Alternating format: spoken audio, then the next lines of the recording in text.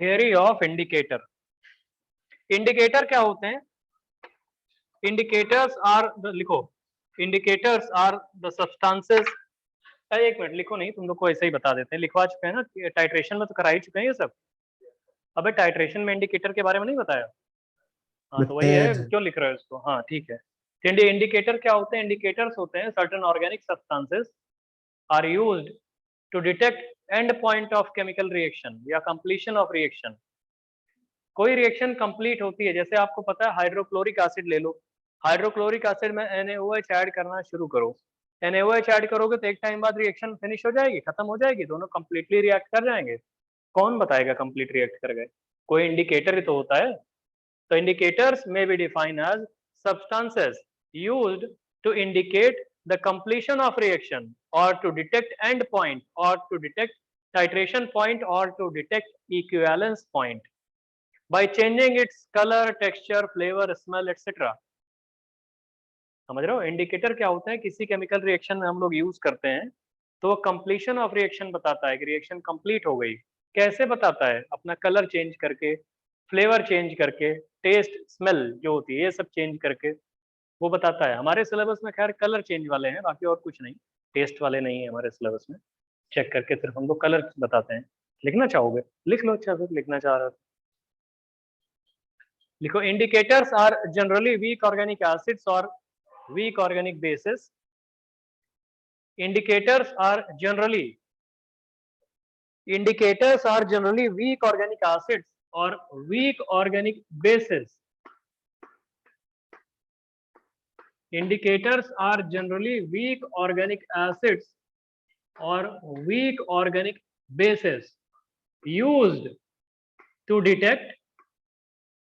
Indicators are generally weak organic acid or weak organic bases used to detect end point or equivalence point, used to detect end point or equivalence point or titration point, used to detect end point or equivalence point or titration point or completion of reaction used to detect end point, equivalence point, titration point or completion of reaction, है ना? In a chemical reaction, in a chemical reaction, in a chemical reaction, समझ रहे हो? कैसे होते हैं भाई? Changing its colour, flavour, texture, smell, कुछ भी चेंज करके वो बता सकते हैं कि हाँ रिएक्शन हो गई, अब रुक जाओ। अब कहाँ कहाँ पे आप देखते हो? एसिड बेस टाइट्रेशन में देखते हो, और आप जानते हो रेडॉक्स टाइट्रेशन में। ये दोनों हम आपको पढ़ा चुके हैं। अभी इसके पहले मोल कॉन्सेप्ट स्टाइकियोमेट्री तो पढ़ा रहे थे, उसमें हमने आपको simple acid base titration, double acid base titration, triple acid base titration, simple redox titration, iodometry titration, iodimetry titration करके बताया था। तो इंडिकेटर्स तो उसमें लिए ही गए थे, सेल्फ इंडिकेटर्स होते थे कहीं कहीं के, MnO4 सेल्फ इंडिकेटर होता था। आयोडोमेट्री, आईडीमेट्री में I2 खुद सेल्फ इंडिकेटर की तरह बिहेव करता था। सिंपल एसिड बेस टाइट्रेशन में आपने देखा था कोई indicator. Double acid base titration में दो दो इंडिकेटर होते थे। ट्रिपल एसिड बेस टाइट्रेशन में तीन तीन इंडिकेटर होते थे। वो सब आप जानते हो। तो हमारा कंसर्न कोई दूसरा है। चलिए देखिए, थियरी ऑफ इंडिकेटर में कोई बोले अच्छा चलो इंडिकेटर हमने मान लिया, अब कैसे करता होगा? इंडिकेटर में ऐसी क्या खास बात है कि वो कलर चेंज कर देता है? भाई स्ट्रॉन्ग एसिड आपने HCl लिया है, उसमें NaOH डाल रहे हो, HCl NaOH पूरे रिएक्ट कर जाएंगे, NaCl प्लस वाटर बन जाएगा। कलर चेंज होके, भाई आपको पता है कि HCl में फिनोप्थलीन डालते हैं तो कलरलेस होता है, और जब NaOH हो जाता है उसमें एक्स्ट्रा तो पिंक कलर का हो जाता है। ऐसा क्या होता है कि पिंक कलर कर देता है? तो इंडिकेटर में कुछ खास बात होती होगी ना, तभी तो पिंक कलर कर दिया उसने। तो थियरी ऑफ इंडिकेटर में two theories have been proposed. लिखो, टू थियरीज, दो थियरीज होती हैं इसमें, two theories have been proposed, दो थियरीज प्रपोज की गई हैं इंडिकेटर के बिहेवियर को एक्सप्लेन करने के लिए। ठीक है, पहली वाली थियरी लिखिए। पहली वाली थियरी होती है Ostwald theory. First theory is Ostwald theory of indicator, और second theory is quinonoid theory, quinonoid quinonoid theory, Ostwald theory और क्विनोनॉइड थियरी, ये दो थियरीज हैं जो इंडिकेटर के लिए प्रपोज की गई हैं। फर्स्ट थियरी, अब चलो हम पढ़ाना शुरू करते हैं। Number 1, Ostwald theory of indicator. Ostwald theory of indicator.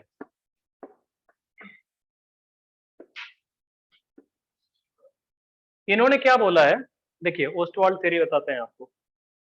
इनके हिसाब से ये होता है कि जैसे, सुनो हमारी बात सुनो, आप लोग जानते हो कि भाई हाइड्रोक्लोरिक एसिड में फिनोफ्थलीन 2-3 ड्रॉप डालते हैं, कलरलेस होता है। NaOH डालना शुरू करते हो तो बाद में पिंक हो जाता है वो।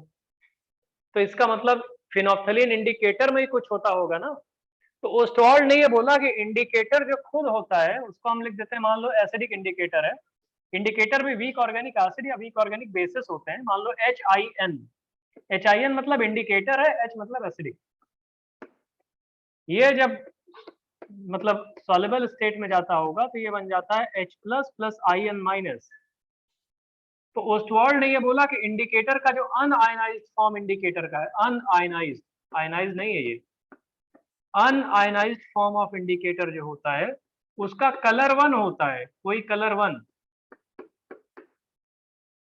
और इसको बोलते हैं, इसको ionised form of indicator. Ionise हो गया इंडिकेटर, है ना भैया। तो आयनाइज्ड फॉर्म ऑफ इंडिकेटर का कलर 2 होता है कोई। तो ओस्टवाल्ड ने ये बोला कलर 1 इसका, कलर 2 इसका। मतलब ये होता है, जैसे आप लोग क्या जानते हो, हाइड्रोक्लोरिक एसिड है।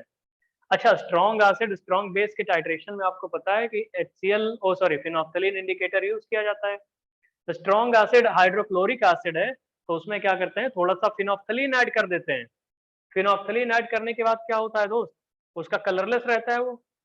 जैसे NaOH डालना शुरू करते हो तो NaOH पहले किससे रिएक्शन करेगा, HCl से। कोई बोले सर HCl, फिनोफ्थलीन भी वीक एसिड होता है, HCl स्ट्रॉन्ग एसिड है। तो पहले जब आप बेस ऐड करना शुरू करोगे तो स्ट्रॉन्ग एसिड से रिएक्ट कर जाएगा, सारे HCl से रिएक्ट कर जाएगा। जैसे HCl खत्म हो जाएगा उसके बाद आप थोड़ा सा भी फिनोफ्थलीन ऐड करोगे, वो इंडिकेटर को आयनाइज कर देगा। और इंडिकेटर जब आयनाइज आता है तो उसका कलर बदल जाता है, आयनाइज स्टेट में कलर 2 होता है। तो हम लोग को पता लग जाएगा, अच्छा इसके पहले जो HCl है वो खत्म हो गया, अब इंडिकेटर से रिएक्शन करने लगेगा ना, तो हम बोल देंगे हाँ पूरी रिएक्शन हो गई। ये बोला था ओस्टवाल्ड ने, समझ रहे हो भैया। तो अकॉर्डिंग टू ओस्टवाल्ड, इंडिकेटर का कलर 1 हो, मतलब कलर 1 इंडिकेटर का अनआयनाइज्ड फॉर्म में और कलर 2 इंडिकेटर का आयनाइज्ड फॉर्म में होता है। तो लिख लो ये वाली थ्योरी पहले, ओस्टवाल्ड थ्योरी इंडिकेटर की। जो ओस्टवाल्ड थ्योरी है उसमें क्या होता है, इंडिकेटर का कलर 1 और कलर 2 की बात की जाती है। अनआयनाइज्ड फॉर्म में कोई कलर 1 होता है, कुछ भी कलर हो सकता है, वो पता नहीं है भाई, वो डिपेंडिंग अपॉन इंडिकेटर कौन सा लिया है आपने। और आयनाइज्ड फॉर्म में कलर 2 होता है, कलर 1 एंड कलर 2।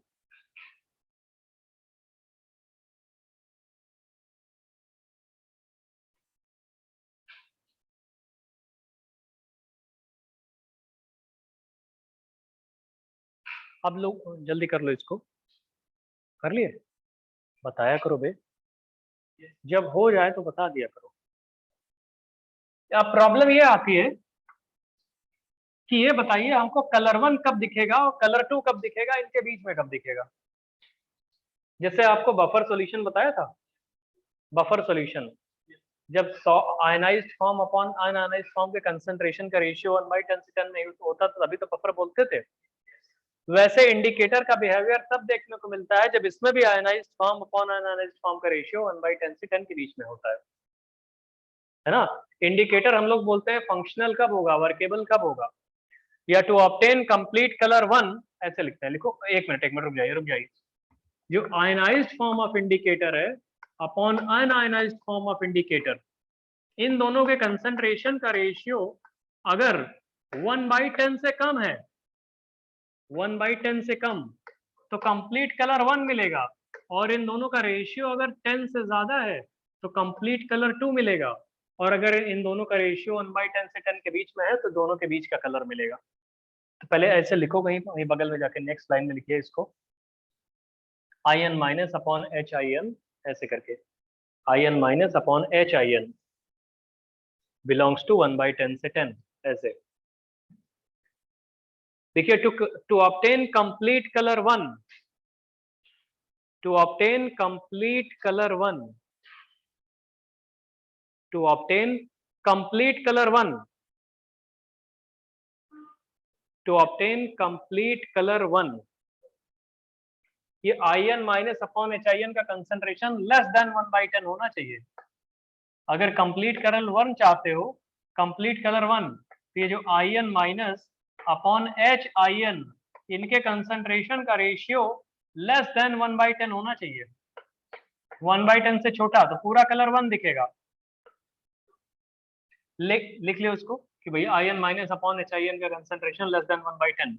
और to obtain complete colour 2, IN minus upon HIN के कंसंट्रेशन का रेशियो ग्रेटर देन 10 होना चाहिए। To obtain complete colour 1, IN minus upon HIN के कंसंट्रेशन का रेशियो 1/10 से कम होना चाहिए। और to obtain complete colour 2, IN minus upon HIN के कंसंट्रेशन का रेशियो ग्रेटर देन 10 होना चाहिए। समझ रहे हो भैया? बताओ दोस्त। ये होता है। हाँ, तो इसका मतलब इंडिकेटर अपना फंक्शन कब शो करता है? जब इनके बीच में रहता है। तो जब इंडिकेटर अपना इनके बीच में रहता है तो उसका फंक्शन शो होता है। अब कोई बोले अच्छा इनके बीच में रहता है तो उस टाइम इंडिकेटर का आयनाइजेशन, किसी भी इंडिकेटर का आयनाइजेशन किस रेंज से किस रेंज में हो तब उसका बिहेवियर हम लोग देख सकते हैं। तो क्या डिग्री ऑफ डिसोसिएशन इसका भी जैसा बफर में बताया था हमने 9.1% से 91% होना चाहिए। प्रूव करा चुके हैं इसको, अब बार बार नहीं कराएंगे, नहीं तुम बोलो थ्योरी बार बार रिवाइज क्या करो दोस्त, थ्योरी आपको रिवीजन करना बहुत जरूरी है, ठीक है ना भैया? कर लोगे उसको? तो जैसे आपको पता है इसमें, वैसे हेंडरसन इक्वेशन भी बना सकते हैं इसकी। अगर के इंडिकेटर लिख रहे हो, यहाँ देखो के इंडिकेटर, अरे डिसोसिएशन कांस्टेंट इंडिकेटर का भैया, तो उसकी वैल्यू क्या लिखोगे? H प्लस लिखोगे इंटू IN माइनस लिखोगे और डिवाइडेड बाई HIN करेंगे। दोनों तरफ लॉग ले लो, लॉग लेने के बाद माइनस से मल्टीप्लाई कर दो। तो Henderson equation for indicator can be written like PH is equal to PKHIN plus log of ionized form of indicator divided by unionised form of indicator. ये हेंडरसन इक्वेशन होती है इंडिकेटर की।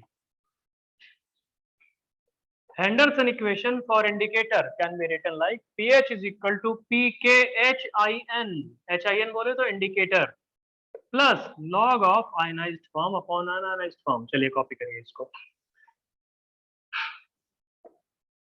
Online वाले आप लोग को भैया सब क्लियर दिख रहा है?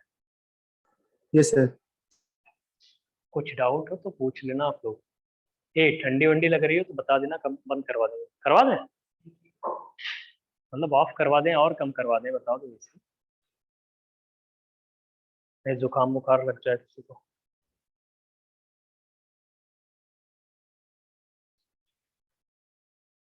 HIN जो लिखा हुआ है वो इंडिकेटर है, और इंडिकेटर का अगर आप फंक्शन देखोगे तो आपको पता है। तो हेंडरसन इक्वेशन फॉर इंडिकेटर बोलते हैं इसको, हेंडरसन इक्वेशन।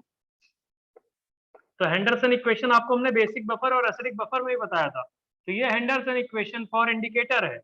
तो इंडिकेटर के लिए भी वही हेंडरसन इक्वेशन इक्वली वैलिड है जो आपका एसिडिक बफर और बेसिक बफर के लिए वैलिड हुआ करती थी। क्योंकि एसिडिक बफर और बेसिक बफर किस रेंज में बनते थे? जब ionised form upon un-ionised form के कंसंट्रेशन का रेशियो 1/10 से 10 के बीच में होता था। और यहाँ भी वही 1/10 से 10 के बीच में होगा तभी बनेगा। ऑनलाइन वाले आवाज आ रही भैया? Hello? Yes sir. Yes sir.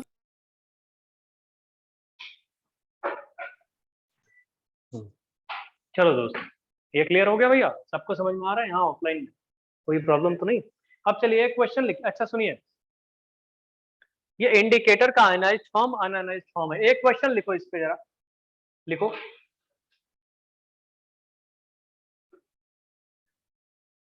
A hypothetical indicator, a hypothetical acidic indicator,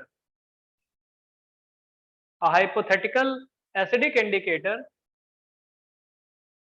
is blue in acidic medium. A hypothetical acidic indicator. A hypothetical acidic indicator is blue in color. A hypothetical acidic indicator is blue in color. है ना भैया? A hypothetical acidic indicator is blue in color and एक minute, blue in color in acidic medium. A hypothetical indicator is blue in color in acidic medium and red in alkaline medium. Blue in acidic medium and red in alkaline medium. एक hypothetical indicator हमने कोई choose कर लिया जो blue acidic medium में है और red alkaline medium में है ना भैया? और उसका pKa कुछ given है, उसके pKa की वैल्यू कुछ x है, मत लिखो उसको, इसके pKa की कोई वैल्यू given है, ठीक है दोस्त? एसिडिक और अल्कलाइन मीडियम में हो गया है। अब हमारी बात सुनिए, अभी हम आपसे ये पूछना चाह रहे हैं कि फाइंड, लिखो, find pH change of a solution, find pH change of a solution, या फाइंड, हाँ ठीक है, when its colour changes from, when its color changes from 75% blue to 75% red. Its color changes from 75% blue to 75% red. 75% blue से 75% red उसका colour change हो जा रहा है सॉल्यूशन का, जब आपने इंडिकेटर लिया हुआ है। तो बताओ कितना पीएच चेंज हुआ होगा? तो देखो दोस्त, देखो देखो कैसे करना है। पीएच हेंडरसन इक्वेशन आप जानते हो क्या होती है? अभी आपने लिखा था pH is equal to pKa. मान लो कोई पीकेए है इंडिकेटर का, plus log of ionised form indicator का अपॉन अनआयनाइज्ड फॉर्म। यही तो करोगे भैया, ionised form upon un-ionised form. अब मेरे दोस्त एक बात बताओ, इसमें हम बोल रहे हैं कि इंडिकेटर जो है वो अनआयनाइज्ड फॉर्म में क्या लिखा था, एसिडिक मीडियम में क्या लिखा था हमने? ब्लू। ब्लू का मतलब, और इंडिकेटर खुद कैसा था? एसिडिक। तो इसका मतलब अनआयनाइज्ड फॉर्म में उसका कलर क्या है? ब्लू। और आयनाइज्ड फॉर्म में कलर क्या है? रेड। जब 75% ब्लू था, मान लेते हैं 75% ब्लू था, तो 25% रेड रहा होगा। अबे हमें इंडिकेटर के रेंज के बीच में ही बात कर रहे हैं हम। 75% ब्लू है तो ये 25% रेड रहा होगा। और बाद में जब बोला है 75% रेड हो गया, तो ब्लू कितना रहा होगा? 25। तो इसका मतलब इनिशियली जब आप pH1 लिखोगे, अगर pH इनिशियल आई बोले तो इनिशियल, तो क्या वो pKa प्लस लॉग ऑफ इस टाइम ये आयनाइज्ड फॉर्म कितना है? 25 है। 25 अपॉन 75 लिखोगे pH इनिशियल। बता दो अभी भी। अबे नहीं समझ रहे हो साले। और pH फाइनल जो होगा, pH फाइनल का मतलब 75% रेड हो गया, मतलब आयनाइज्ड फॉर्म कितना हो गया? 75%। तो pK तो वही रहेगा इंडिकेटर का। लॉग में न्यूमरेटर में क्या आ जाएगा? 75 अपॉन 25। तो pH इनिशियल और pH फाइनल की वैल्यूज आ गई। दोनों का डिफरेंस पूछा है तुमसे कि pH initial minus pH final की वैल्यू क्या होगी? तो pH initial minus pH final की वैल्यू डिफरेंस लोगे तो pK तो कैंसिल हो गया। और ठीक है, इधर उधर करके क्या मॉड ऑफ, अगर इसका मॉड ले लेते हैं हम लोग, तो कुल मिला के इसकी वैल्यू 2 log 3 हो जाएगी। फाइनल आंसर हो गया, यही आंसर है आपका। क्वेश्चन पढ़ लो और फिर बताओ कोई प्रॉब्लम हो तो। ऑनलाइन वाले सुनाई दे रहा है भैया? Hello, Yes, sir. पता नहीं नॉइस क्यों कर रहे हो। चलो करो, जल्दी करो, इसको लिखो यार, जल्दी लिखो भैया।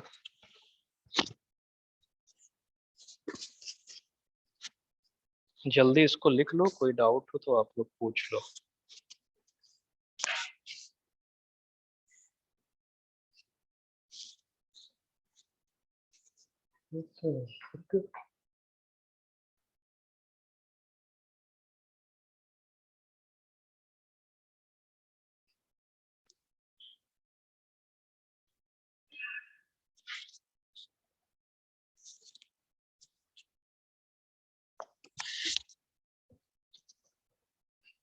इंडिकेटर जब 75% ब्लू से 75% रेड हो गया, उस टाइम पीएच, उन दोनों के केस में पीएच का डिफरेंस पूछा है। तो ओस्टवाल्ड डाइल्यूशन लॉ जिसको पता होगा कि इंडिकेटर का कलर 1 होता है एक मीडियम में, कलर 2 होता है दूसरे मीडियम में, है ना। तो कलर पीएच चेंज देखोगे तभी तो कलर चेंज हो रहा है। समझ रहे हो भैया? समझ में आ रहा है दोस्त? तुम लोग को कोई दिक्कत तो नहीं? चलो बहुत बढ़िया दोस्त। तो ये हो गया हमारा ओस्टवाल्ड थ्योरी। ओस्टवाल्ड थ्योरी के अकॉर्डिंग यही चीज होती है। नेक्स्ट थियरी लिखो। कुछ लोगों ने बोला भैया ऐसे नहीं होता। नेक्स्ट थियरी लिखिए क्विनोनॉइड थियरी। क्विनोनॉइड थियरी, क्विनोनॉइड।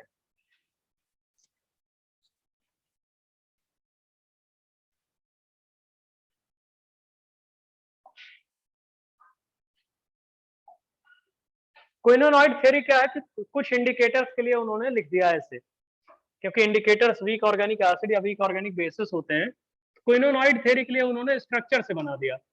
जैसे हम आपको क्विनोनॉइड, हम पहले फिनोफ्थलीन का इंडिकेटर, फिनोफ्थलीन के पहले तुम्हें एक क्विनॉल हाइड्रोक्विनॉल बता देते हैं।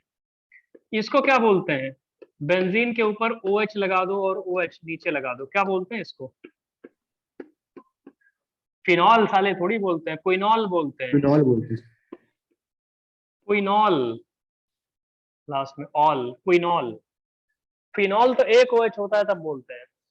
अच्छा, अगर आपसे कोई पूछे कि ठीक है इसकी एरोमेटिसिटी को डिस्टर्ब करके हम ये डबल बॉन्ड O और यहाँ डबल बॉन्ड O लगा देते हैं, इसको क्या बोलते हैं? इसको बोलते हैं क्विनॉन।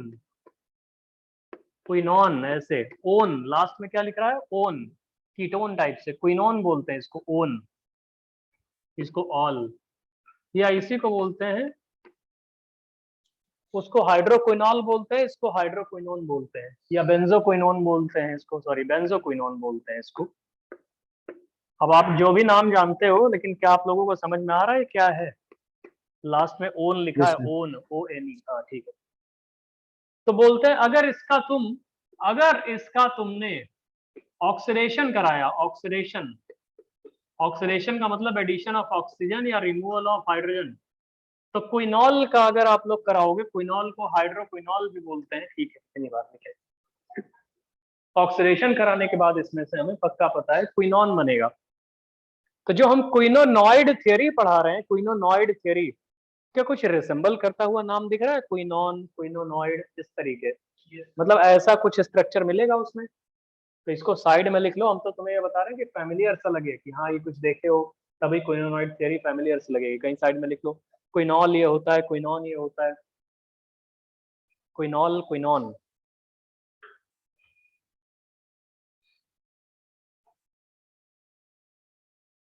जल्दी करो।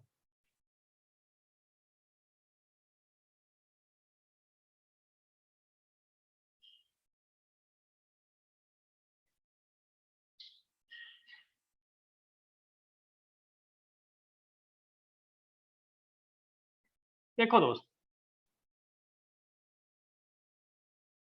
क्विनोनॉइड थियरी के अकॉर्डिंग क्या होता है? फिनोक्सिलिन का स्ट्रक्चर जानते हो आप लोग? ये फिनोक्सिलिन का स्ट्रक्चर है, घबराओ नहीं, नाम से परेशान ना हो। फिनोक्सिलिन नाम तो सुना ही होगा। फिनोक्सिलिन का स्ट्रक्चर ये होता है, एसिडिक मीडियम में ये फिनोक्सिलिन का स्ट्रक्चर है। ये फिनोक्सिलिन का स्ट्रक्चर होता है जो हम लिख रहे हैं एसिडिक मीडियम में। ज्यादा बड़ा लग रहा है क्या?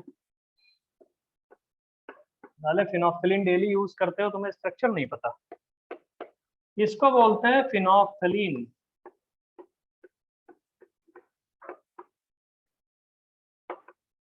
फिनोक्सिलिन इंडिकेटर इन एसिडिक मीडियम। तुम बोलोगे हमें कैसे पता? पढ़ के पता लगा है। तुम्हें कैसे पता लगेगा? तुम्हें भी पढ़ के पता लगेगा। सपना थोड़ी आएगा तुमको याद होने का, याद करना पड़ेगा भैया। फिनोक्सिलिन इसका स्ट्रक्चर, ये फिनोक्सिलिन, फिनोल्फथलीन बोलते हैं इसको। एक मिनट, यहाँ ये राउंड मत बनाना, यहाँ तुम ऐसे बनाना, ये ये ऐसे, double bond double bond double bond, ऐसे बनाना। ये फिनोप्थलीन है। जब इसमें NaOH डालते हैं हम लोग, NaOH, OH minus, alkaline medium, OH minus डालते हैं तो कुछ रिएक्शन हो रही होगी। वो रिएक्शन बता रहा है। ये फिनोप्थलीन है एसिडिक मीडियम में, इसमें हम लोग OH माइनस डाल रहे हैं तो कुछ होगा। क्या होगा हम बताते हैं पहले फिनोप्थलीन का। एसिडिक मीडियम में स्ट्रक्चर देख लो, कितने अनसैचुरेशन है जरा हमको गिन के बताओ फिनोप्थलीन में। अनसैचुरेशन हम तो ऐसे ही पूछ रहे हैं, फिनोप्थलीन में अनसैचुरेशन कितने हैं? Number of Second. अनसैचुरेशन कितने हैं? रुक 10. जाओ, 10 बता रहे हो क्या? गलत गलत, चलो Sir, सुनो, 9. गलत। नंबर ऑफ अनसैचुरेशन हम पूछ रहे हैं, जिसको डबल बॉन्ड इक्विवेलेंट बोलते हैं या इंडेक्स ऑफ हाइड्रोजन डेफिशिएंसी बोलते हैं, IHD। IHD index of hydrogen deficiency भी बोलते हैं, डबल बॉन्ड इक्विवेलेंट भी बोलते हैं, नंबर ऑफ अनसैचुरेशन भी बोलते हैं। कितने हैं इसमें? 14। हाँ कुछ ऐसे बता रहे थे, हाँ इधर कहीं आसपास है। 13 तो नहीं होंगे, किसी ने 10, 9, 7, 8 ये सब बताया था, वो नहीं होगा, वो गलत है। उसके आगे वाले कुछ सही हो सकते हैं, चलो हम बताते हैं। अनसैचुरेशन किसको बोलते हैं? एक साइकिल को बोलते हैं, डबल बॉन्ड को भी बोलते हैं। तो ये 3 डबल बॉन्ड हो गए, 1 2 3 डबल बॉन्ड और एक ये साइकिल, 4 हो गया। एक बेंजीन रिंग में 4 अनसैचुरेशन होते हैं, 4 हो गए। यहाँ भी 1 2 3 डबल बॉन्ड, एक साइकिल, 4 यहाँ भी हो गए। तो 4 इसमें अनसैचुरेशन हो गया, 4 यहाँ पे अनसैचुरेशन हो गया, 8 हो गए। ये बेंजीन में भी 4 आएंगे, 12 हो गए। और एक डबल बॉन्ड क्या हो गया? 13 हो गया। एक साइकिल यही अलग से दिख रही है, 14 हो जाएंगे। 14 आएंगे, जिसने जिसने भी 14 बोला है वो करेक्ट बोला है। 14 डबल बॉन्ड इक्विवेलेंट आएंगे, DBE। 14 index of hydrogen deficiencies आएंगी और 14 नंबर ऑफ अनसैचुरेशन आएंगे। नंबर ऑफ अनसैचुरेशन फिनोप्थलीन में 14 है, 14। अनसैचुरेशन काउंट कैसे करते हो? जितने डबल बॉन्ड होते हैं उनको एक अनसैचुरेशन कहा जाता है, जितनी साइकिल्स होती हैं उनको भी एक अनसैचुरेशन कहा जाता है। खैर चलो,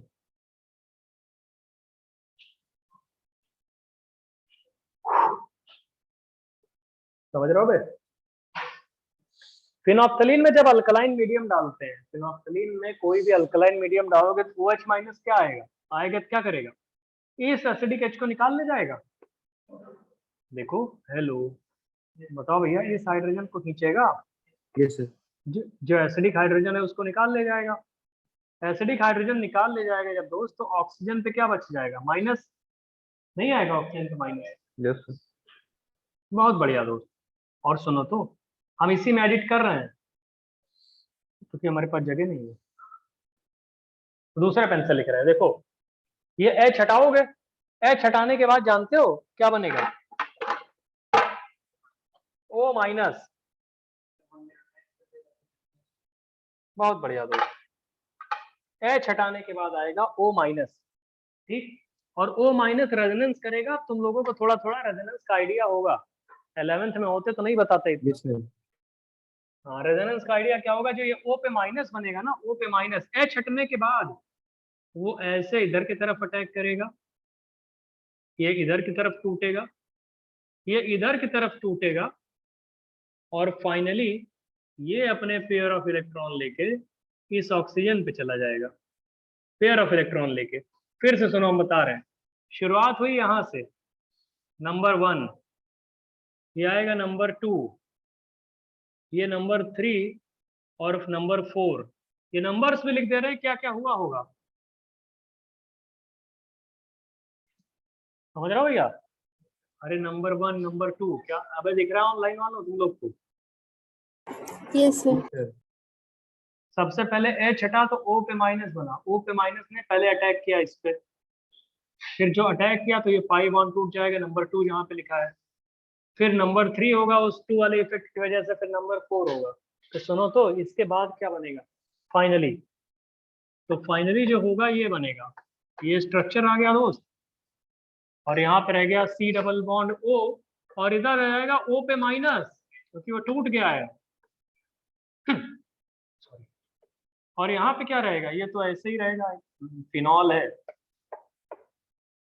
OH, लेकिन इस जगह पे क्या, इस जगह पे ध्यान से देखो, डबल बॉन्ड और ऐसे और ऐसे, ये डबल बॉन्ड O टाइप से दिख रहा है रे, क्विनोनॉइड टाइप से दिख रहा है, क्विनोनॉइड। Yes sir. बहुत बढ़िया दोस्त। अरे ये वाला जो पोर्शन है राइट साइड में जो बना रहे हैं, तो एक तरह से क्विनोनॉइड थ्योरी वाला जो क्विनॉन था वैसा स्ट्रक्चर दिख रहा होगा इधर वाला, क्विनॉन टाइप से दिख गया, इसी को बोलते हैं। और सुनो तो, जो ये मॉलिक्यूल बना है ना, यही साला पिंक कलर का होता है, पिंक। इसलिए बोलते हैं कि फिनोप्थलीन अल्कलाइन मीडियम में पिंक होता है, समझे भैया। और ये जो ब्लू से पोर्शन बना ना, इसी को तो क्विनोनॉइड बोलते हैं। तो ये फिनोप्थलीन अल्कलाइन मीडियम है, ये वाला बनाओ इसको, फिनोप्थलीन इंडिकेटर अल्कलाइन मीडियम में, वो उधर है। कल को क्या पता एग्जाम में पूछ ले तुमसे, पूछ लेगा तो परेशान हो जाओगे, समझे। जल्दी करो, इसको बना लो। और इसका लिख लेना, ये पिंक कलर है, पिंक कलर।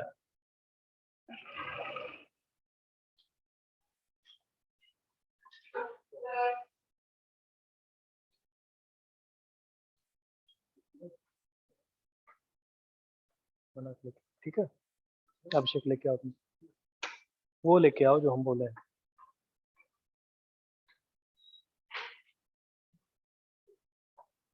तो फिनोप्थलीन अल्कलाइन मीडियम में पिंक कलर का होता है और एसिडिक मीडियम में कलरलेस होता है। तो पिंक कलर जो है वो क्विनोनॉइड वाली थ्योरी टाइप से नहीं बन रही है, क्विनोनॉइड वाली, तो उसी की वजह से है पिंक कलर। रेजोनेंस आपको दिखा के हमने बता दिया है कि रेजोनेंस कैसे दिखाया जाता है। और आप लोग को रेजोनेंस का आइडिया होगा, आप लोग पढ़ चुके होंगे रेजोनेंस क्लास 11th में या 12th में, इसलिए हमने रेजोनेंस दिखाया है। 11th वाले होते तो इतना नहीं पढ़ाते उनको। ये कॉपी कर चुके हो? Yes sir.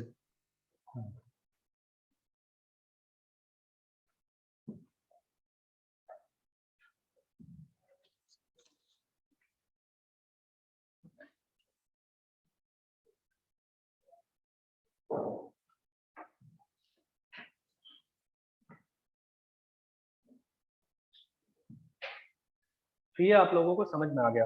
दो थियरीज प्रपोज की गई हैं, क्विनोनॉइड और ये बाकी ये वाली चीज। अब चलिए हम आपको बताते हैं और भी चीजें, नई नई चीजें। अब आपको इंडिकेटर टाइट्रेशन कर्व बताने जा रहे हैं। हेडिंग लिखिए, titration curve, titration curve, curve CURVE, curve. Heading लिखो टाइट्रेशन कर्व। नए पेज से शुरू करो यार, 2 लाइन बची है उसमें लिख नहीं पाओगे। हाँ लिख लो, अच्छा लिखो लिखो, पहले वो हेडिंग लिखवाएंगे ना। टाइट्रेशन कर्व, कर्व्स काफी कर्व है, 3 कर्व है। सबसे पहले इसमें ABC, तो ए पार्ट लिखो, ए part.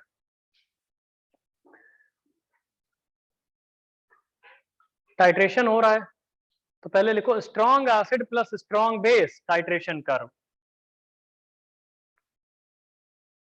Strong acid plus strong base titration curve,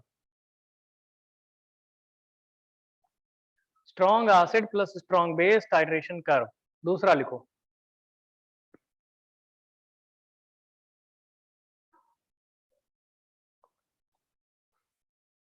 weak acid plus strong base titration curve. Second वाला है weak acid plus strong base titration curve.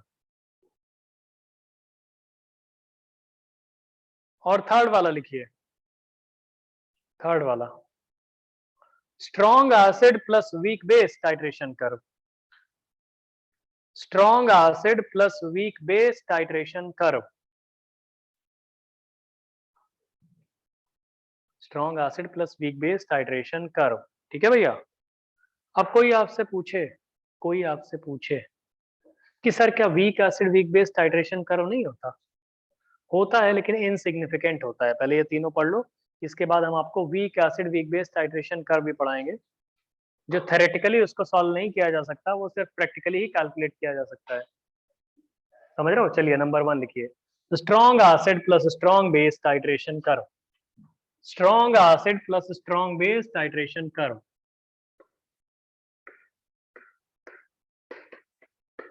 Strong acid plus strong base titration curve.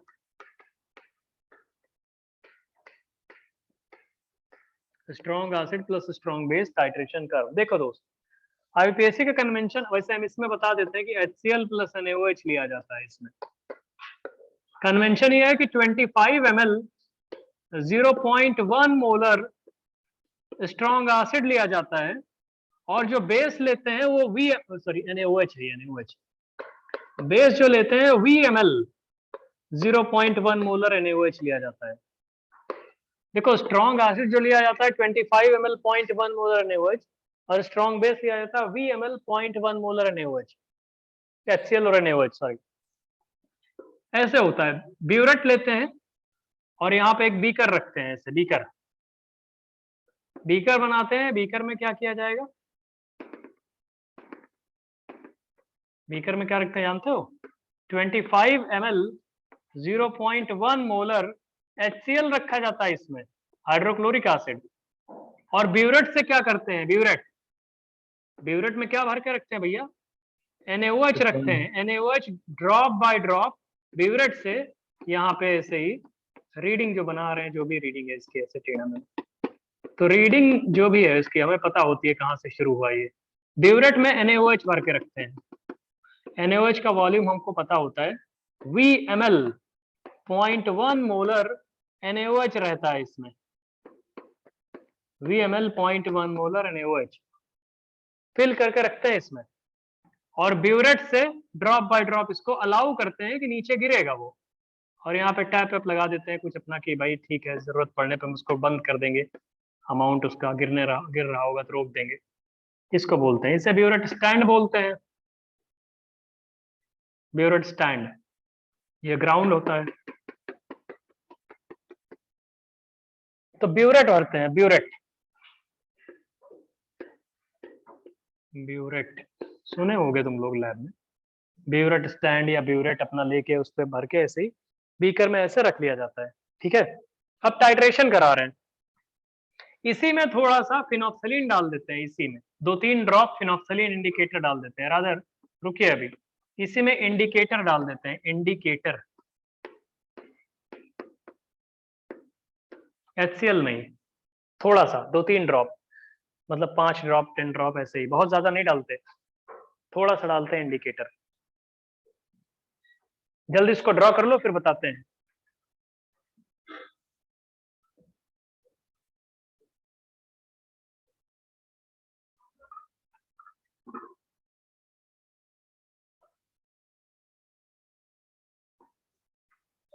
देखिए भैया कहां से शुरुआत होती है इसमें। देखो हमारी बात सुनो दोस्त, क्या करते हैं पहले देखिए, हम यहाँ कैलकुलेशन आपसे पूछेंगे। कैलकुलेशन हम आपसे कुछ पूछना चाह रहे हैं। ये दिख रहा है ऑनलाइन वाले, ये तो हम बना रहे हैं अभी ऊपर। Yes sir. Yes, sir. ठीक है बच्चा, ये देखो हम पहले लिख रहे हैं यहाँ पे VNaOH, वॉल्यूम ऑफ NaOH, और नीचे लिख रहे हैं pH। हमने 2 ऐसे कॉलम्स बना दिए, एक कॉलम में लिख रहे हैं वॉल्यूम ऑफ NaOH और pH। वॉल्यूम ऑफ NaOH जब 0 ml था मिक्सचर में, तो pH की वैल्यू कितनी थी? एक बात बताओ बे, जब आपने NaOH डाला ही नहीं, यहाँ देखो साले सब लोग, जब तुमने NaOH डाला ही नहीं, सिर्फ क्या था सॉल्यूशन में? HCl। कितनी मोलारिटी थी? 0.1, 10⁻⁻1 मोलर था। तो H प्लस की वैल्यू कितनी थी? 10⁻⁻1। तो pH की वैल्यू क्या होगी? 1। तो जब वॉल्यूम ऑफ NaOH 0 था तो इसकी वैल्यू क्या होगी? 1। हम आपसे पूछेंगे फिर बताओ 10 ml पे क्या होगी, 20 ml पे क्या होगी? 10 नहीं, सीधे हम 20 करते हैं ना, रुको। 20 ml पे क्या होगी? 24.5 ml पे क्या होगा? 25 ml पे क्या होगा? और 25.5 ml पे क्या होगा? हम बस इतना पूछना चाह रहे हैं आपसे। तो एक बात बताओ हमको, सुन तो लो पहले, हमको लिखने दो साले, फिर लिखना तुम लोग। भैया इस केस में तो आपको पता लग गया था कि H+ की वैल्यू कितनी है सीधे, H+ का कंसंट्रेशन क्या 10⁻⁻1 मोलर है, तो 1 पर H पे इसकी राई होगी तो pH की वैल्यू 1। जब 20 ml डाल दोगे, ध्यान से सुनो, जब तुमने 20 ml NaOH डाला होगा, एसिड कितना था 25 ml, मिलीमोल एसिड के कितने थे 25 into 0.1 volume into molarity 2.5 millimole थे, 25 इंटू 0.1 2.5। बेस आपने कितना डाला 20 ml 0.1 मोलर, तो बेस के कितने हुए 2 मिलीमोल। तो एसिड इसका मतलब ज्यादा है, तो एसिड ज्यादा है तो कितना ज्यादा है 2.5 माइनस 2, ये तो मिलीमोल है।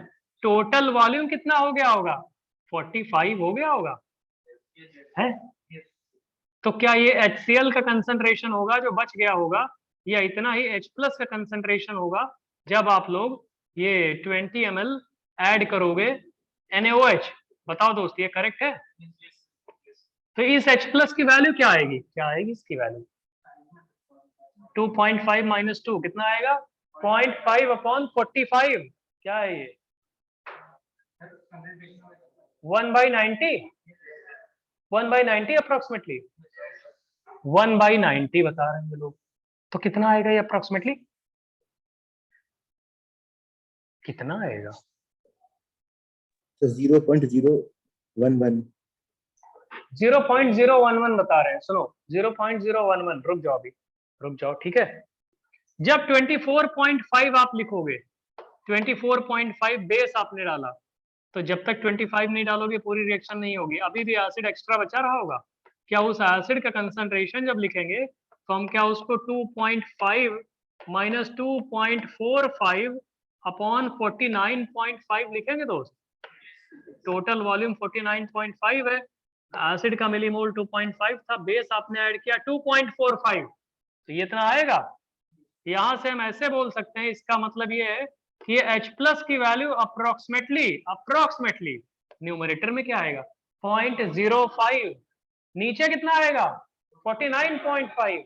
अरे 49.5 को अप्रोक्सीमेटली 50 मान लेते हैं कैलकुलेशन के लिए, तो अप्रोक्सीमेटली इसकी वैल्यू कितनी आएगी ऐसे 5 इंटू 10⁻⁻2 न्यूमरेटर में होगा, और क्या डिनोमिनेटर में 50 आएगा, अप्रोक्सीमेटली यही आएगा। 5 कट गया, क्या 10⁻³ होगा ये 10⁻³ अगर आपका H+ आ गया तो pH की वैल्यू क्या आ गई 3 होगी। और जब 25 ml डाल दोगे तुम बेस, तो 25 ml strong acid 0.1 molar, 25 ml strong base 0.1 molar, pH की वैल्यू 7 आएगी, तो pH की वैल्यू 7 आ गई।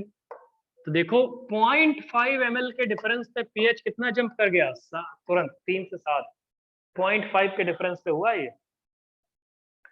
1 ml का मतलब 1 cc या एक ड्रॉप, ऐसे एक ड्रॉप डालोगे pH 3 से तुरंत सट से जंप करके पहुंच जाएगा 7 पे, ये अप्रोक्सीमेटली 2 के आसपास आएगा। ठीक है, मान लेते हैं ऐसे अप्रोक्सीमेटली 2, एग्जैक्टली नहीं लेकिन अप्रोक्सीमेटली इसका कैलकुलेट करोगे 2 के आसपास आ जाएगा। तो ठीक है 3 से देखो तुम 25 ml पे 7 आ गया, 25.5 पे बेस ज्यादा हो गया होगा, बेस ज्यादा हुआ होगा तो क्या होगा OH माइनस की वैल्यू ज्यादा हो गई होगी, और क्या उसको लिखोगे 2.55 माइनस 2.5 अपॉन 50.5, वॉल्यूम बढ़ गया होगा। क्या ये भी अप्रोक्सीमेटली OH माइनस की वैल्यू क्या 5 इंटू 10⁻⁻2 अपॉन 50 लिख सकते हो, इज इक्वल टू 10⁻⁻3 लिख सकते हो ऑनलाइन वाले। Hello yes sir. तो ये 3 लिख सकते हो, तो OH की वैल्यू कितनी आएगी 3, तो pH की वैल्यू कितनी आएगी 11 आएगी। अब बहुत इंटरेस्टिंग पॉइंट सुनो भाई, एक ड्रॉप 25 ml से जस्ट पहले और जस्ट बाद pH की वैल्यू 3 और 11 है, बीच में क्या है 7, तो क्या इसका टाइट्रेशन कर्व जब बनाएंगे, कर्व ग्राफ, तो y एक्सिस पे लिखेंगे हम मान लो pH, y एक्सिस पे लिखेंगे pH, x एक्सिस पे लिखेंगे वॉल्यूम ऑफ NaOH एडेड। तो जब 25 ml होगा और 25 से जस्ट पहले और जस्ट बाद, तो 25 ml पे pH की वैल्यू क्या है 7 है। अगर हम यहाँ पे 1 2 3 4 5 6 7 8 9 10 11 12 13 14 लिखें और 7 और ये 3 और ये 11। तो क्या pH 1 से उठा, 1 से ऐसे ऐसे ऐसे ऐसे गया और तुरंत ऐसे हाइट चढ़ गया? एक ही ड्रॉप पे हाइट चढ़ा है? यस बताओ भाई, एक ड्रॉप पे तो हाइट इतनी चढ़ गया, तुरंत एक ड्रॉप के अंदर ये सब हुआ है सारा गेम। और 11 से लेके फिर ये 14 की तरफ ऐसे निकल जाएगा। तो क्या ये हाइट तुम्हारी जो है, ये 3 से 11 8 यूनिट का जंप आ रहा है? 8 यूनिट जंप। 8 यूनिट का जंप कब आ रहा है भैया? 25 ml की विसिनिटी में आ रहा है। तो ये वर्टिकल हाइट का सिग्निफिकेंस समझ में आ रहा है आप लोगों को? 25 ml से जस्ट पहले pH 3 था और जस्ट बाद pH 11 हो गया, जस्ट पहले और जस्ट बाद में। और 25 पे 7 था, तो हल्का सा लाइन ऐसे वर्टिकल से आएगी, इधर की तरफ थोड़ी सी टिल्ट रहेगी और स्लाइड से टिल्ट रहेगी, लेकिन ऑलमोस्ट वर्टिकल रहेगी। और अल्टीमेटली भाई जब बेस डालते जाओगे तो pH 14 की तरफ चलता चला जाएगा, लेकिन शुरुआत pH की 1 से वही होगी दोस्त। इसे बोलते हैं स्ट्रॉन्ग एसिड स्ट्रॉन्ग बेस का टाइट्रेशन कर्व। एकदम डेटा लेके बताया तुम्हें, कोई गलत थोड़ी बताया इसमें। बताओ भैया, बताओ दोस्त, कोई डाउट इसमें किसी को? No sir. तो 8 यूनिट का जंप आपको समझ में आ रहा है कैसे आया? बना लोगे इस ग्राफ को? अब चलो बनाओ, कुछ डाउट है तो पूछो, जल्दी ड्रॉ करो, जल्दी ड्रॉ करो। क्या भैया कोई डाउट है? पूछो फिर, अगर कोई डाउट है तो पूछ लो, नहीं तो ड्रॉ करो, इसको ड्रॉ करो, आगे बढ़े। स्ट्रॉन्ग एसिड स्ट्रॉन्ग बेस का टाइट्रेशन कर्व है ये। और स्ट्रॉन्ग एसिड स्ट्रॉन्ग बेस के टाइट्रेशन कर्व में आपने 25 ml 0.1 मोलर HCl लिया, उसका टाइट्रेशन कराया 25 ml sorry VML 0.1 molar NaOH के साथ। और टाइट्रेशन करा रहे हो तो pH टाइम के साथ बदलता जा रहा है, चेंज होता जा रहा है। चेंज क्यों होता जा रहा है? क्योंकि एसिड बेस न्यूट्रलाइजेशन हो रहा है। एक टाइम आएगा पीएच की वैल्यू भाई जब पूरा का पूरा न्यूट्रलाइज हो गया, लेकिन 25 ml की विसिनिटी में जब 24.5 और 25.5 आपने बेस डाला तो पीएच सडनली 3 से 11 हो गया।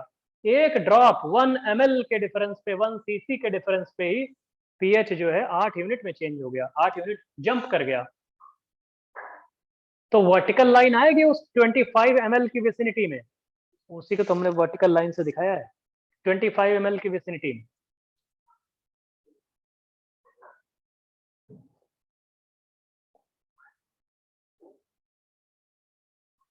ट्वेंटी 25 ml की विसिनिटी में इतना जंप कर गया।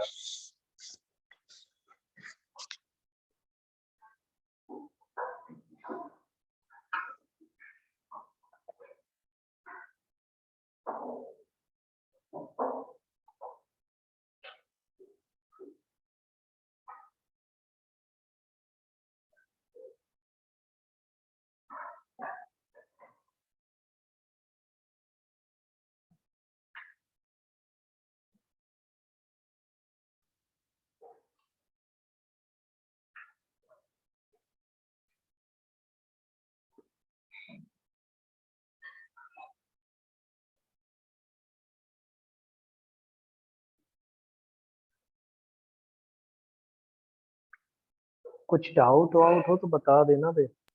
सर जो बीच की लाइन है वो स्ट्रेट है कि थोड़ी कर्व्ड है? ऑलमोस्ट स्ट्रेट ही है यार, 25 ml से जस्ट 0.5 ml और 0.5 ml का डिफरेंस है।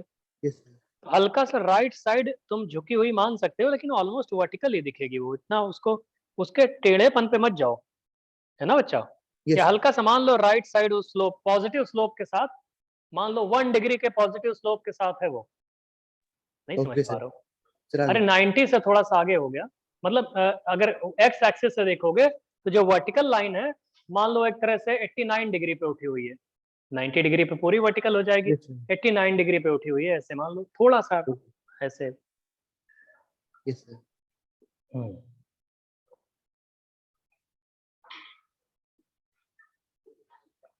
तो इसको बोलते हैं titration curve for strong acid and strong base. 8 unit का जंप होता है अगर HCl और NaOH आपने लिया हुआ है तो।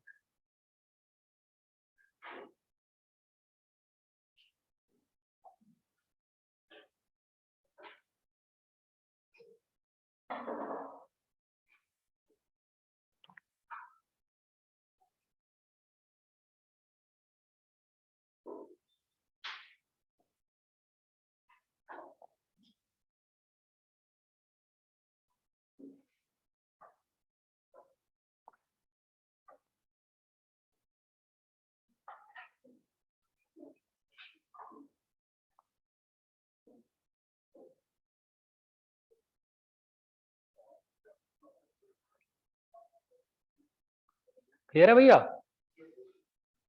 जल्दी Yes, sir. करो, इसको बना लो फिर हम अगला वाला बताएं। अभी इंडिकेटर इसमें चूज करेंगे कि strong acid strong base titration में सिलेक्शन ऑफ इंडिकेटर, ये हो गया। लिखो पहले, लिख तो लो इसको।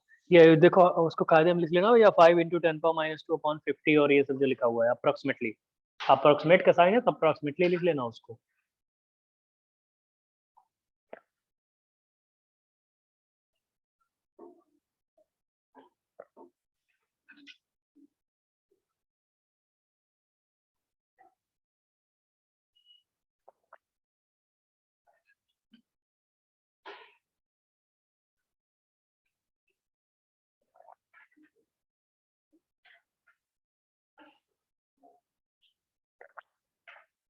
आगे बताएं दोस्त, लिखो selection of indicator for strong acid strong base titration.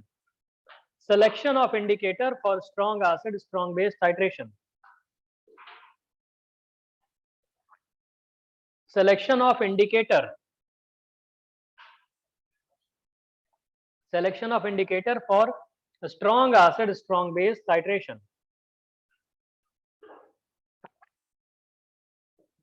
Selection of indicator for strong acid, strong base titration. Indicator select करने का क्राइटेरिया होता है, कंडीशंस होती हैं। देखो क्राइटेरिया क्या क्या होता है, देखिए ये लाइंस देखिए, 3 से लेके 11, 3 से लेके 11 तक ये जंप ऐसे आया हुआ है, pH 3 से लेके pH 11 पे, है ना भैया। 7 बीच में आ रहा है, अबे यही तो है 3 से 11 पे जंप। हेलो हेलो, नहीं बता रहा हूँ। Yes, sir. यहाँ देखो सब लोग इधर, ये 3 से लेके यहाँ से शुरू हुआ, यहाँ 11 ऐसे 11 तक पहुंच गए। अच्छा अभी थोड़ी देर पहले बताया था हमने, indicators generally are weak organic acids या वीक ऑर्गेनिक बेसेस। अगर इंडिकेटर वीक ऑर्गेनिक एसिड है या वीक ऑर्गेनिक बेस है तो उसका डिसोसिएशन कांस्टेंट Ka और Kb भी तो होता है, होता कि नहीं होता? बताओ दोस्त। तो जब उसका weak dissociation constant weak acid weak base का Ka या Kb होगा तो उसकी भी कोई वैल्यू होगी, जैसे एसिटिक एसिड का Ka की वैल्यू 4.75 होती है। तो जो इंडिकेटर लेते हैं हम लोग, उसका सबसे पहला क्राइटेरिया तो ये होता है कि इंडिकेटर का pKa-1, pKa-1 और pKa+1 ये इसी वर्टिकल लाइन में फॉल करना चाहिए। सुनो, इंडिकेटर जैसे फिनोफ्थलीन होता है, सुनिए फिनोफ्थलीन का जो pKa होता है वो होता है 8.5। ध्यान से सुनो साले, फिनोफ्थलीन के pKa की वैल्यू होती है 8.5। तो pKa-1 क्या होगा? 7.5। pKa+1 क्या होगा? 9.5। तो क्या 7.5 और 9.5 इस वर्टिकल लाइन के अंदर है? बिल्कुल है, 11 से अंदर है ना वो। तो फिनोफ्थलीन इंडिकेटर यहाँ पे यूज कर सकते हैं। कोई भी इंडिकेटर इसमें यूज कर सकते हैं जिसका pKa-1 और pKa+1 इसी वर्टिकल लाइन के अंदर ही रहे। तुमसे आज के पहले कोई पूछता weak strong acid strong base का टाइट्रेशन करो तो कौन सा टाइट्रेशन ये यूज करोगे इंडिकेटर? तुम तो बोलते फिनोफ्थलीन जानते हैं, वही यूज करेंगे। फिनोफ्थलीन नहीं, ऐसे बहुत सारे इंडिकेटर होते हैं। हो सकता है आईआईटी वाले तुमको क्या करें, क्वेश्चन दे दे strong acid strong base titration, देख के खुश हो जाओगे सब लोग, और 10-15 इंडिकेटर लिख दें। बताओ कौन बोले, कौन सा कितने इंडिकेटर इनमें से बताओ चूज कर सकते हो? तुम तो फिनोफ्थलीन काउंट कर लोगे, बाकी सब काउंट करोगे नहीं। उनके सबके पीके दिए होंगे, तो उन सबके पीके देख के सबके pKa-1 और pKa+1 इस वर्टिकल लाइन के अंदर ही आने चाहिए। जितने भी इंडिकेटर होंगे जिनके pKa-1 pKa+1 इस वर्टिकल लाइन के अंदर आएंगे, वो सारे के सारे इंडिकेटर इस टाइट्रेशन में यूज कर सकते हैं एज इंडिकेटर। इसका मतलब pKa+1 उसका कभी भी 11 से ज्यादा नहीं होना चाहिए और pKa-1 3 से कम नहीं होना चाहिए। तो इसका मतलब कोई भी इंडिकेटर जिसका pKa या pKb 4 से लेके 10 तक, 4 to 10 के बीच में किसी इंडिकेटर का pKa या pKb आएगा तो हम उन सारे इंडिकेटर्स को इसमें यूज कर सकते हैं। क्योंकि 4 से 10 का मतलब क्या है, pKa-7 की वैल्यू 3 और pKa+1 की वैल्यू 11, इन्हीं के बीच में अप्लाई करेंगे। तो इसका मतलब any indicator, any weak organic base या वीक ऑर्गेनिक एसिड जो इंडिकेटर की तरह बिहेव कर सकते हैं, जिनके पीके 4 से लेके 10 के बीच में लाई करेंगे, वो सारे के सारे can be used as indicator in strong acid strong base titration. Phenolphthalein का पीके जानते हो कितना होता है? 4.5। हमारी बात सुनो साले, फिनोप्थलीन का पीके होता है 4. उसका मिथाइल ऑरेंज का, गलत बोल रहे थे, मिथाइल ऑरेंज का पीके होता है 4.5। तो पीके -1 क्या आएगा? 3.5 आएगा। पीके +1 क्या आएगा? 5.5। क्या 3.5 5.5 इसी वर्टिकल लाइन के अंदर आ रहे हैं? उसका Yes, यूज sir. कर सकते हैं। Yes, sir. बहुत बढ़िया। मिथाइल रेड एक इंडिकेटर होता है। मिथाइल रेड का पीके होता है करीब 5। मिथाइल रेड का पीके होता है 5। पीके -1 क्या आएगा? 4। पीके +1 क्या आएगा? 6। वो भी ले सकते हो।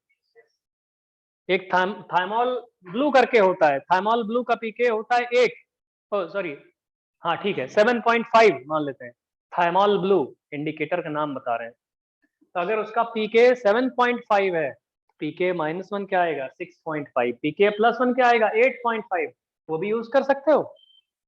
इसका Yes, sir. मतलब कोई भी इंडिकेटर जिसका पीके -1 और पीके +1 इस वर्टिकल लाइन के बीच में लाई करेगा, वो सारे के सारे इंडिकेटर एज इंडिकेटर यूज कर सकते हैं इस strong acid strong base titration में। इंडिकेटर चूज करने के सारे क्राइटेरिया होते हैं। ऐसे थोड़ी होता मन उठा के फिनोप्थलीन हमको अच्छा लगता है हमने लिख दिया। आईआईटी वाले 10-15 इंडिकेटर लिख देंगे तो क्या करोगे? जिसको ये पता ही नहीं, कुछ कर ही नहीं पाएगा, तो वो ज्यादा से ज्यादा फिनोप्थलीन मिथाइल ऑरेंज टिक करके आएगा। समझ रहे हो? इंटीजर में आ सकता है ना 10-15 इंडिकेटर लिखना, कौन सी उनके लिए बड़ी बात है। क्लियर हो रहा है भैया? तो इसमें ये लिखा आपने, तो क्या लिखा हमने? क्राइटेरिया टू चूज इंडिकेटर, ये लिखे हो आप लोग सिलेक्शन का क्राइटेरिया। तो पहला क्राइटेरिया होता है कि इंडिकेटर का पीके -1 या और पीके +1 इस वर्टिकल लाइन में फॉल करना चाहिए। लिखो अपने हिसाब से, लिख डालो उसको। अब हम कितना लिखवाएंगे? पीके -1 और पीके +1 इंडिकेटर का इस वर्टिकल लाइन में मर्ज करना चाहिए, कोइंसाइड करना चाहिए। या पीकेबी -1 या पीकेबी +1 कर सकते हो उसको, कोई ऐसा दिक्कत थोड़ी है। पीके -1 पीके +1 या पीकेबी -1 पीकेबी +1 कर सकते हो, दोनों ही कर सकते हो।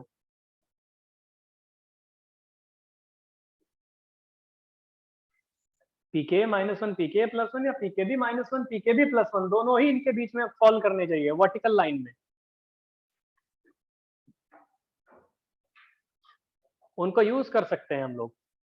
या इस पर्टिकुलर टाइट्रेशन में हम बोल सकते हैं कि कोई भी इंडिकेटर जिसका पीके या पीकेबी 4 से लेके 10 के बीच में, 4 to 10 के बीच में लाई करेगा, उन सारे इंडिकेटर्स को हम यूज कर सकते हैं इस टाइट्रेशन में। क्योंकि अगर पीके 4 हुआ, पीके -1 क्या आएगा? 3, और 3 से ही ग्राफ की शुरुआत हुई है। अगर पीके 10 हुआ, पीके +1 क्या आएगा? 11, 11 पे खत्म हो रहा है। तो चाहे पीके ए या पीके बी किसी इंडिकेटर का अगर 4 से 10 के बीच में लाई कर रहा है, तो वो स्ट्रॉन्ग एसिड स्ट्रॉन्ग बेस में एज टाइट्रेशन, मतलब टाइट्रेशन में एज इंडिकेटर यूज किया जा सकता है। ये पहला पॉइंट क्लियर हुआ। इंडिकेटर चूज करने का पहला क्राइटेरिया है। और फिर इसमें देखते हैं कि phenolphthalein, methyl orange, methyl red, most of the indicators इस strong acid strong base titration में यूज किए जा सकते हैं, क्योंकि जनरली सबके पीएच की रेंज या पीके की रेंज इसी में रहती है। मोस्ट ऑफ द इंडिकेटर, जितने भी लैबोरेटरी इंडिकेटर्स होते हैं ना, वो सारे के सारे इसमें यूज किए जा सकते हैं।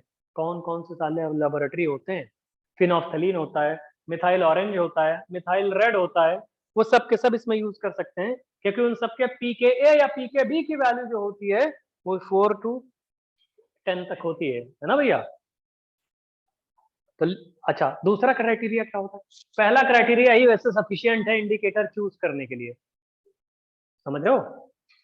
दूसरा क्राइटेरिया ये होता है, जैसे कोई बोले ठीक है ये strong acid strong base titration में 10 इंडिकेटर तुमको मिल गए, 10 इंडिकेटर मिल गया तुम्हें।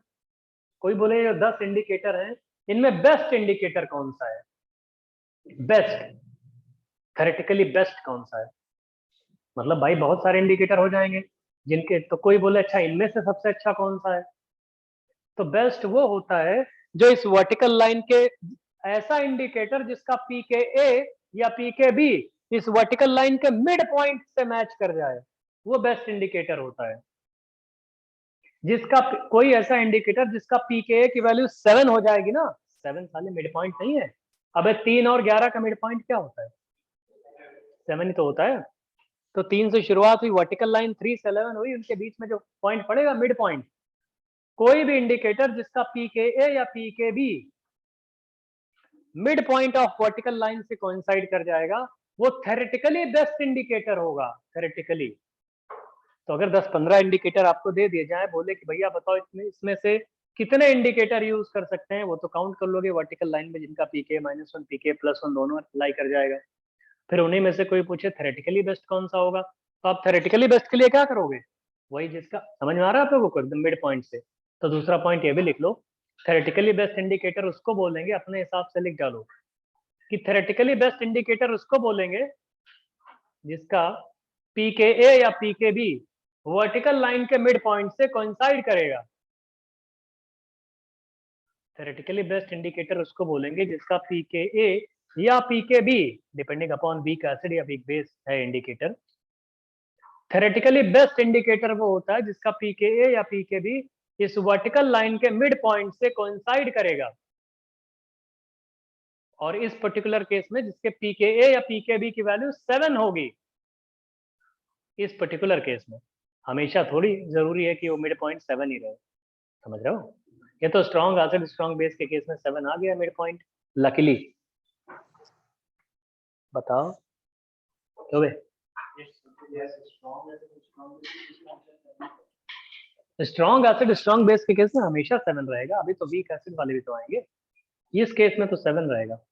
लेकिन ये कंडीशंस इक्वली वैलिड है हर जगह कि इंडिकेटर हमेशा ऐसा चूज करोगे जिसका पीके -1 और पीके +1 इस वर्टिकल लाइन में लाई कर जाए।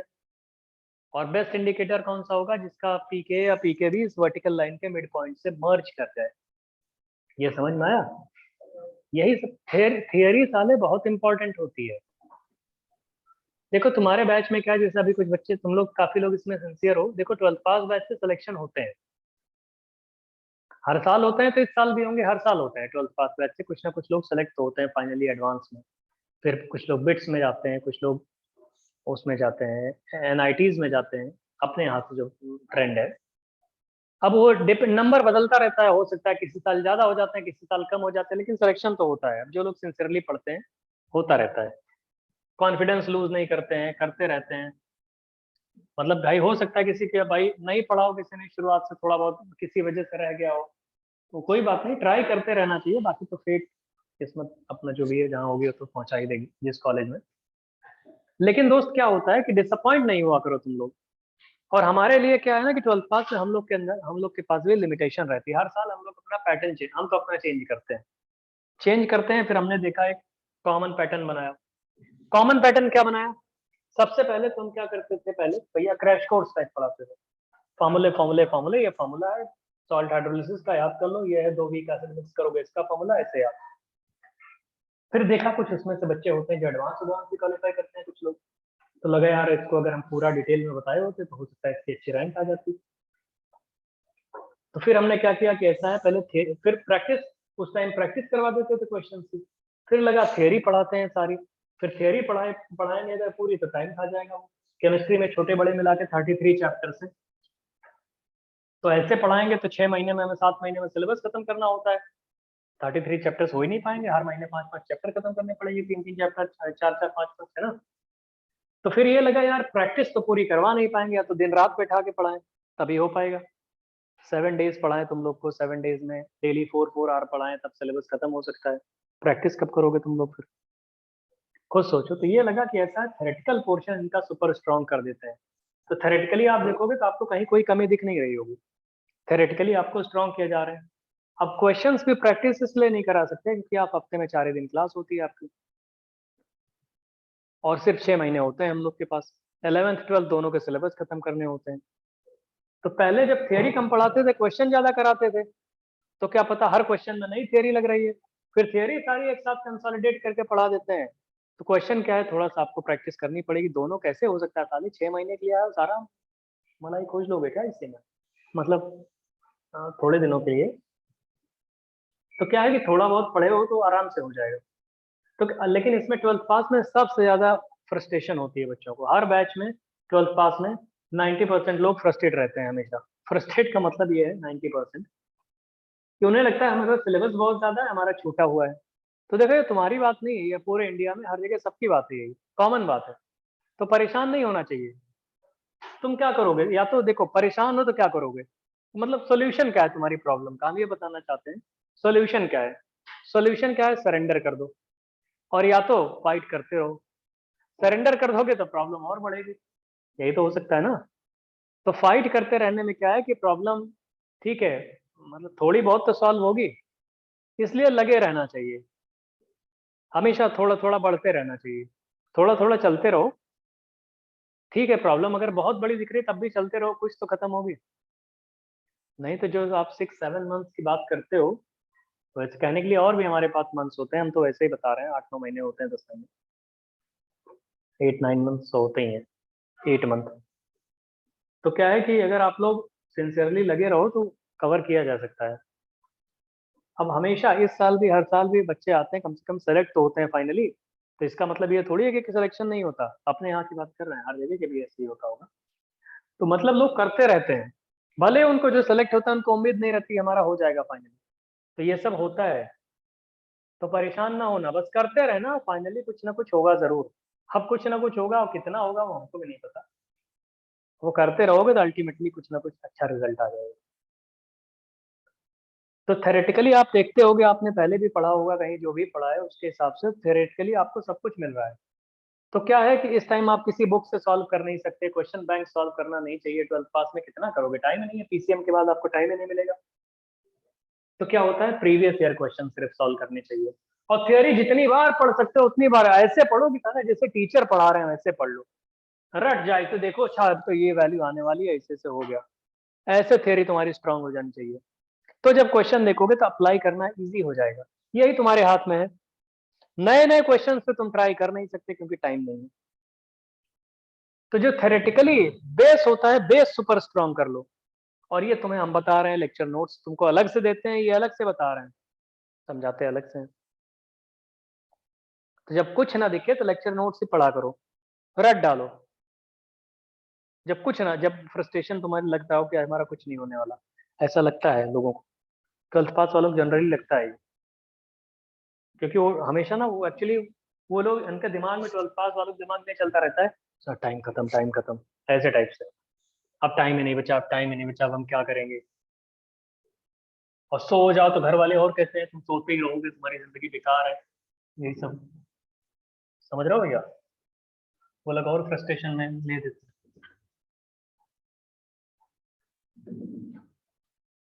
चलिए लिखिए, weak acid strong base titration करो।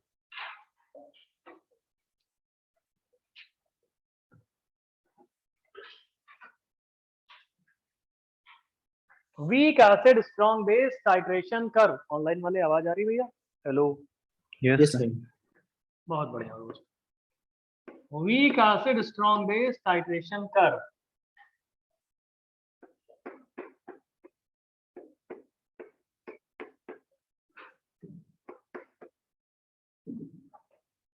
Weak acid strong base titration कर, ये ले लिया हमने।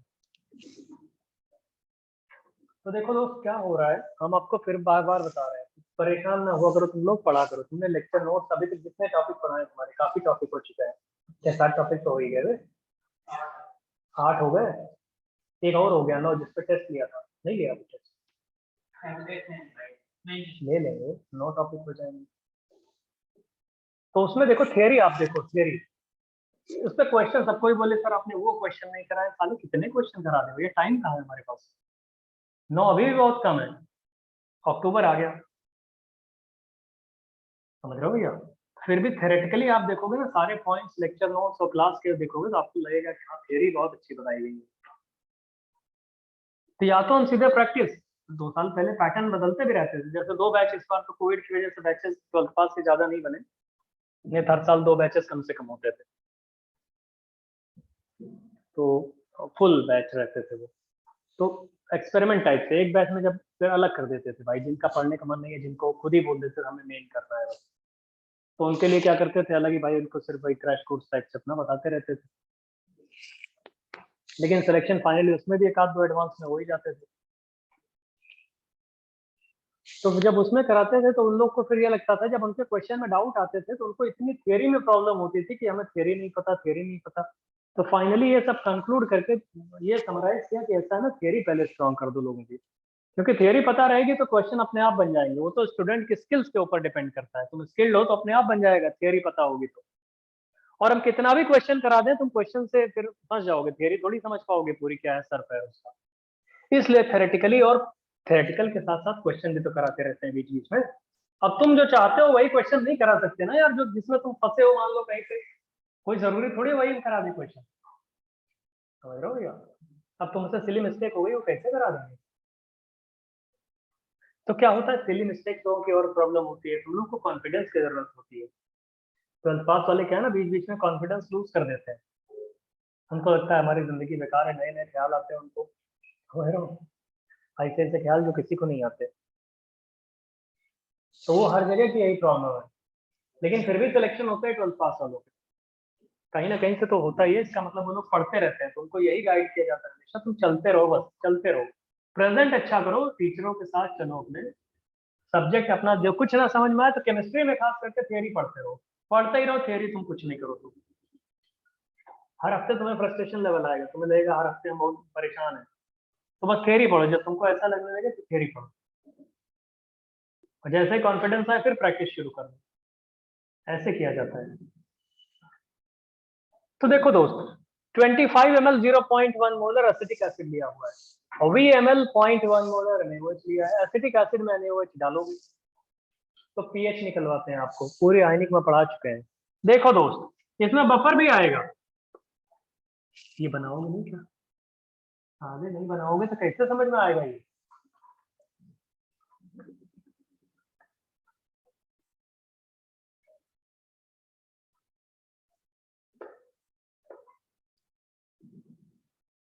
नहीं बनाओगे तो फिर हम अभी ग्राफ व्राफ कैसे, मतलब फिर हम ही बना रहे हैं, हम ही सीख रहे हैं, मतलब हमको लगता है कि हम बना के खुद ही समझ रहे हैं। हाँ ये ग्राफ ब्यूरेट पिपेट ऐसे, हम सीधे रिजल्ट ना लिख दें, फिर इंडिकेटर वाला ग्राफ बना देते हैं, वर्टिकल वर्टिकल ग्राफ बना देते हैं तुम लोगों के लिए। सुनो, इतना दिमाग क्यों लगाओगे पीएच वेच निकालने में, बना देते हैं, मतलब वो कोई इतना बड़ा वो टास्क नहीं होता है ना, हो जाएगा। देखो ग्राफ क्या होता है इसमें, याद कर लेना इसको दोस्त। एक्स एक्सिस पे लिखते हैं volume of NaOH added, volume of NaOH added. Y axis पे लिखते हैं पीएच, वाई एक्सिस पे लिखते हैं पीएच। 1 2 3 4 5 6 7 8 9 10 12 13 14 ऐसे एसिड है ये 7। देखो यहाँ देखो, यहाँ देखो भैया, इसमें पीएच जो उठता है वो करीब 25 ml के आसपास, जो वर्टिकल लाइन आती है ये करीब यहाँ से उठती है, 6 से लेके 7 8 9, हाँ 9, हाँ 10.5 पे ऐसे, ये टेंटेटिव है इतना। इसका ग्राफ छोटा होता है, हाइट कम होती है इसकी, हाइट कम होती है, और हाइट अप्रोक्सीमेटली 6 से लेके 10.5 तक होती है, ये 10.5 और 6 से 10.5 होती है। खुद ऐसे भी समझ सकते हो, ये वीक एसिड स्ट्रॉन्ग बेस का टाइट्रेशन कर्व है। जब दोनों कंप्लीटली न्यूट्रलाइज किए होंगे तो सॉल्यूशन एसिडिक होगा या बेसिक होगा, बेसिक होगा, स्ट्रॉन्ग बेस तो बेसिक होगा। तो इसका मतलब इन दोनों का मिड पॉइंट जो आएगा पक्का बेसिक 7 से ऊपर आएगा, आ भी रहा है 8.5 के आसपास मिड पॉइंट। तो 10.5 और 6 से लेके 10.5 के बीच में होता है, यहाँ पे 10.5 और यहाँ पे करीब 6, इस रेंज में ये वर्टिकल हाइट आती है। 25 ml की विसिनिटी में है ये, तो इसका मतलब कोई भी इंडिकेटर जिसका पीके माइनस वन और पीके प्लस वन 6 से 10.5 के बीच में लाई करेगा उसको यूज कर सकते हैं यहाँ पे, है बच्चा? तो बनाओ ऐसे ही, इसको याद कर लो भाई। 3 ही ग्राफ होते हैं, स्ट्रॉन्ग एसिड स्ट्रॉन्ग बेस में जंप याद कर लेना 3 से 11, और स्ट्रॉन्ग बेस वीक एसिड में याद कर लो 6 से 10.5, और अभी तीसरा वाला बता दे रहे हैं बस, और कुछ नहीं। 6 से 10.5।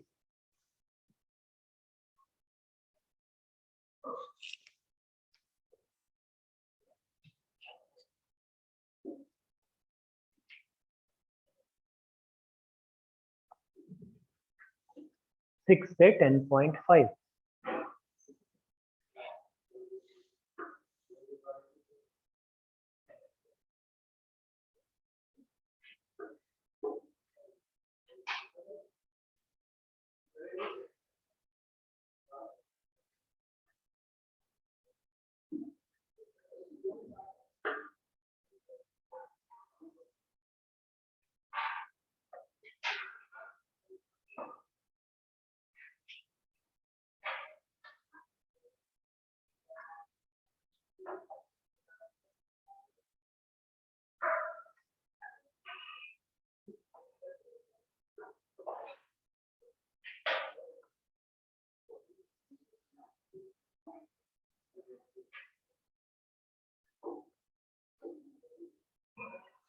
समझ गए? 6 से 10.5 जंप याद रखोगे? चलो नेक्स्ट लिखो, strong acid weak base titration curve. Strong acid weak base titration curve.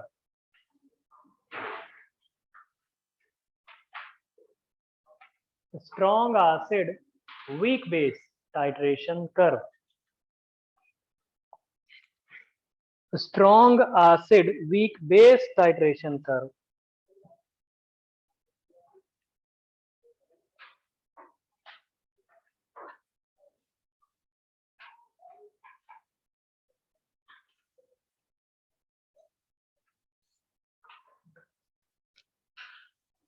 देखो दोस्त,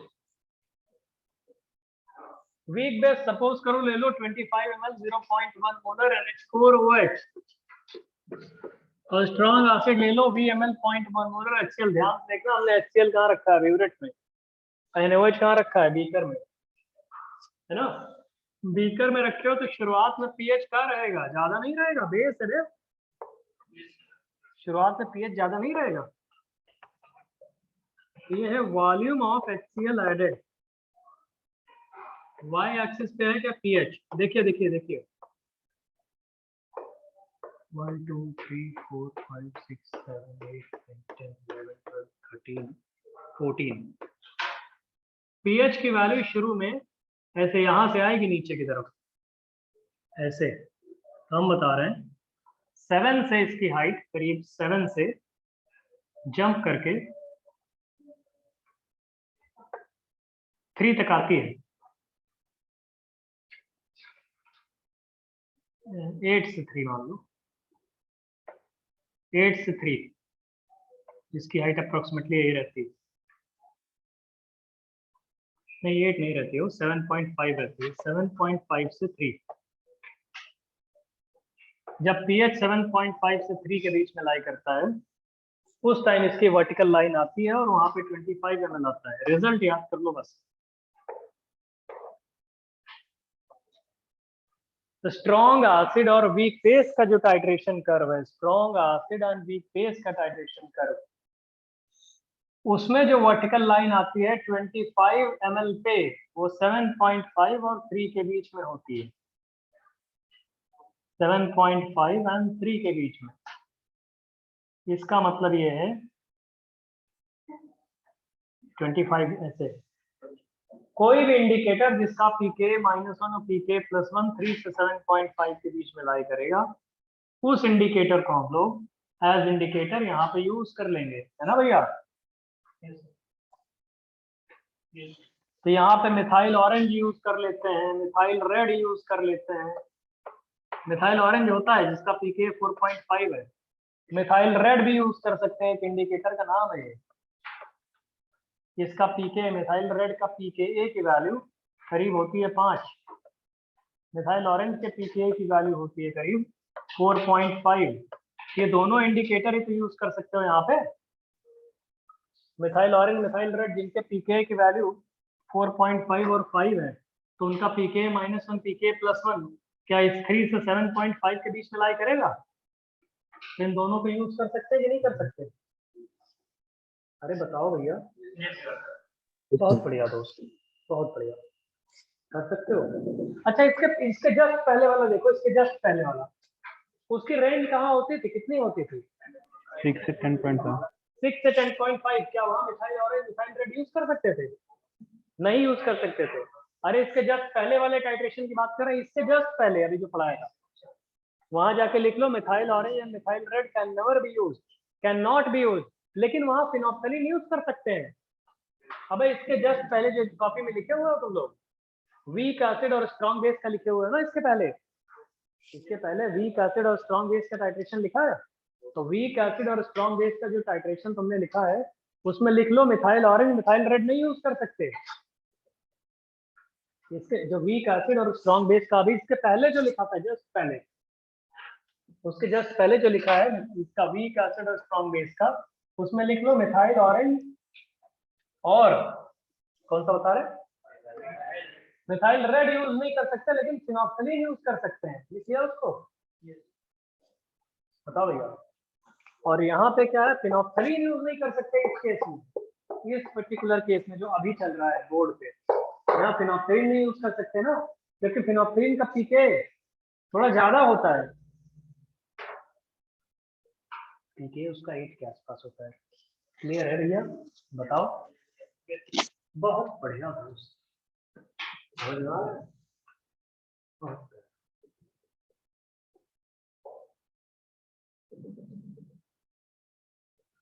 और स्ट्रॉन्ग एसिड स्ट्रॉन्ग बेस वाले में सब इंडिकेटर यूज कर सकते हैं।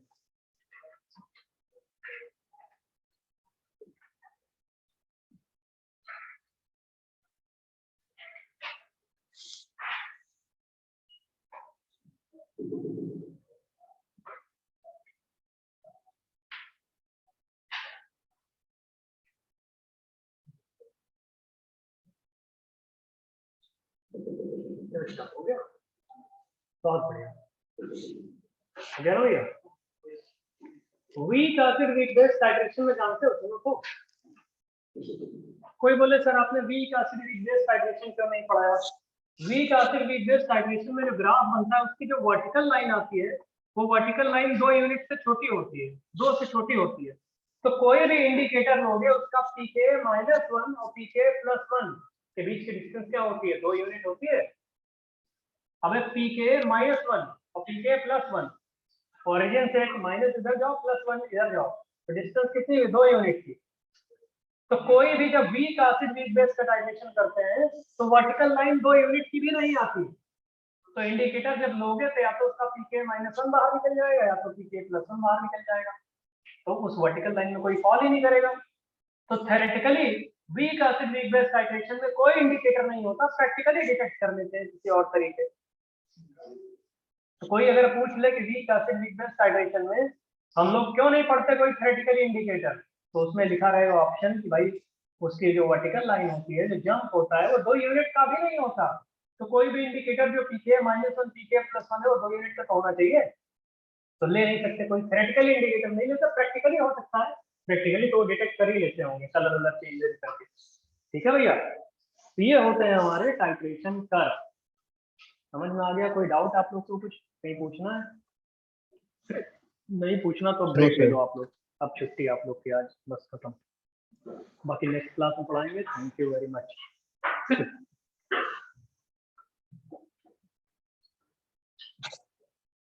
ब्रेक ले सकते हैं आप लोग।